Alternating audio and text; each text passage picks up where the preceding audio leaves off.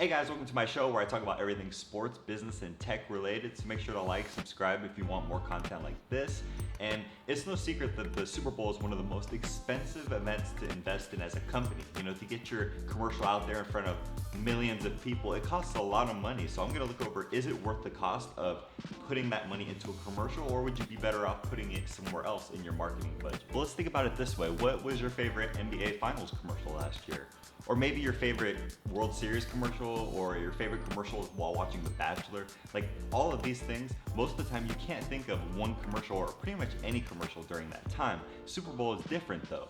I can say, hey, have you ever seen a cool, funny, Super Bowl commercial that you remember? And most likely, if you're any kind of sports fan, or even if you're not a sports fan, you do have a commercial in mind. Sir Jeremy, you are a true friend of the crown. Dilly dilly. Dilly dilly. Madam Susan, you are an even truer friend of the crown. Dilly dilly. Dilly dilly.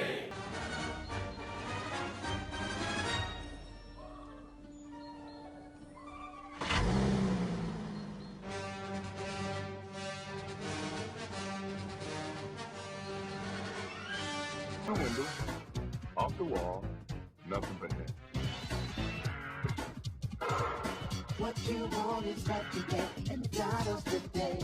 As you can see, those were a few great commercials in the past. Of course, you had the Dilly Dilly commercial that really had people ordering beers saying Dilly Dilly, even if they weren't ordering Budweiser, but of course, Budweiser hoped they were.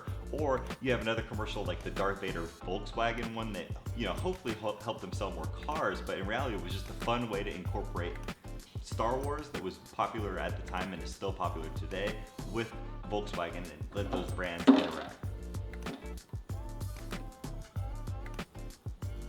But before going any further, let's look at actually how much it costs to put this Super Bowl commercial together. In 1967, the first Super Bowl commercials cost around $37,000. Fast forward to 2020 and the cost for a 30-second slot in the Super Bowl is up to $5.6 million. $5.6 million for 30 seconds. In other words, that's over 11 million tacos from Jack in the Box.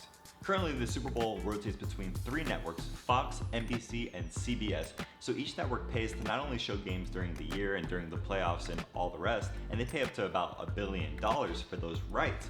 But they also pay so they have the ability to be in that Super Bowl rotation. So once every 3 years, they get to show the Super Bowl, and they get the revenue from the commercials that come from the Super Bowl. With all that money being spent, that $5.6 million for 30 seconds, really companies want to make sure that it's done right and it's a meaningful and well done commercial. So what's important to do is they'll spend 5.6 for the time slot itself, but they might spend upwards of 4 or 5 millions on the production and on the talent of people in the commercial. So it really is their one chance, their one opportunity. Are they going to let it slip, or are they going to make the most of it? So I think it really matters that they want to make it sure it's done for that cost. So who actually makes these commercials? Obviously big companies like McDonald's and Burger King and Coca-Cola, Amazon, they all have their own marketing departments, and that's, of course these bigger companies do. But the majority of Super Bowl commercials are still handed off to advertising agencies, or these big companies just work, congruently with the advertising agencies.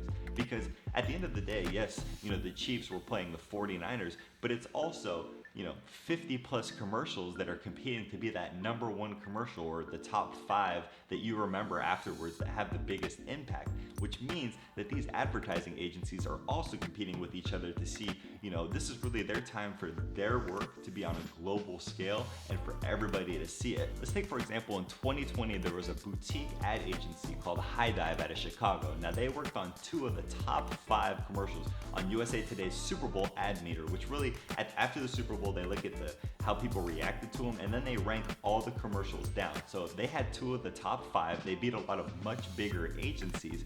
And what they did is they had 2 great ones. So they had the Jeep commercial with Bill Murray that was Groundhog's Day over and over again. And they had the commercial with Rocket Mortgage with Jason Momoa taking off his muscles. These 2, the Jeep commercial was number 1 and the Jason Momoa commercial was number 5. Having 2 in the top 5 will not only build their business for next Super Bowl, but also the rest of the year they're gonna get way more business because they can point to those 2 commercials and be like, look how good we did, look how well we did. We know what we're doing. So why do companies keep doing it? Well, first off, it's just to show like, hey, we're here, we're still one of the biggest companies, and we're doing great because we have a Super Bowl commercial. It's kind of that piece of, you know, that shiny piece of, hey, we're still doing this, we're still at the top because look, we can afford it, and everybody knows it's expensive. So having that commercial is like, wow, they must be doing well. It's almost that shiny Ferrari in the driveway. You have that shiny Ferrari, like, oh, this guy's got to be doing well because, hey, you know, he's got that shiny Ferrari. This is the same thing.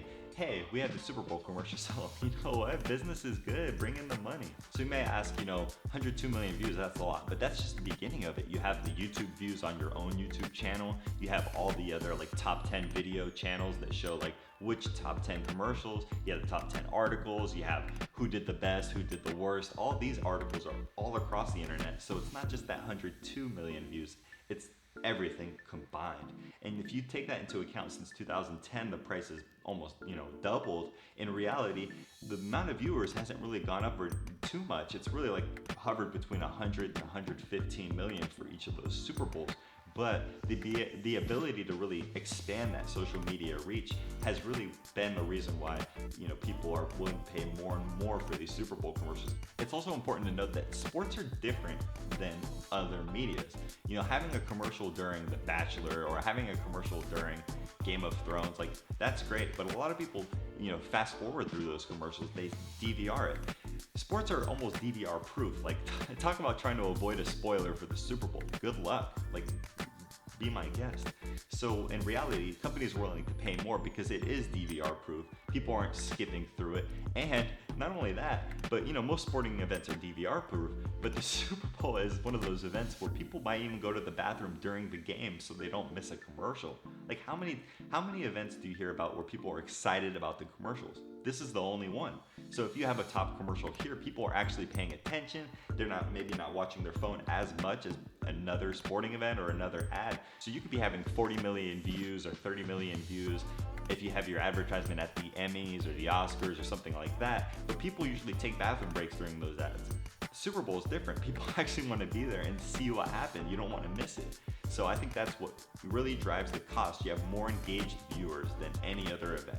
In my opinion, yes, it's worth it because not only are you showing brand equity and really building that brand presence, people think, you know, this company is really doing well, but also if you do it right, it can be really effective and well worth your money. But that's the key. You have to do it right. If you do it incorrectly, it is not worth it at all. It's a big waste of money.